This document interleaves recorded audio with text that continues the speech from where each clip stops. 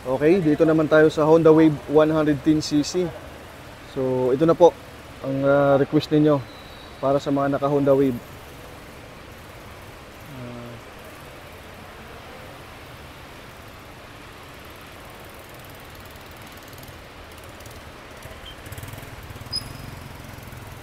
Naku po.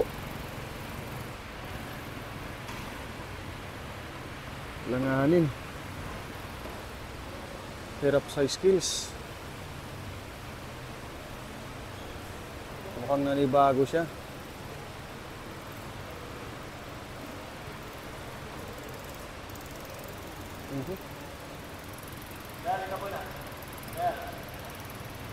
Bagsak.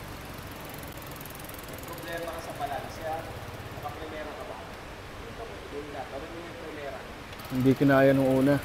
Bigyan natin ng pangalawang chance. Baka sakaling kayanin na. At kinabahan lang nung una.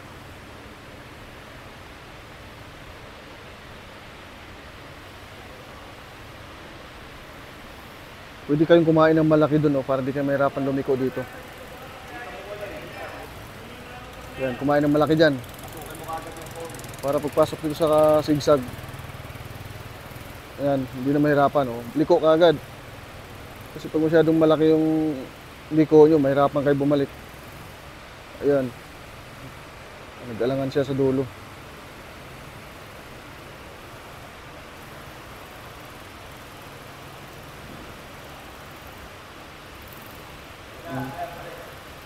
Mali talaga. Talaga kaya.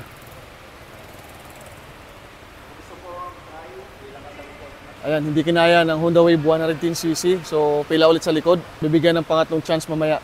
Tignan natin kung papasa ulit siya.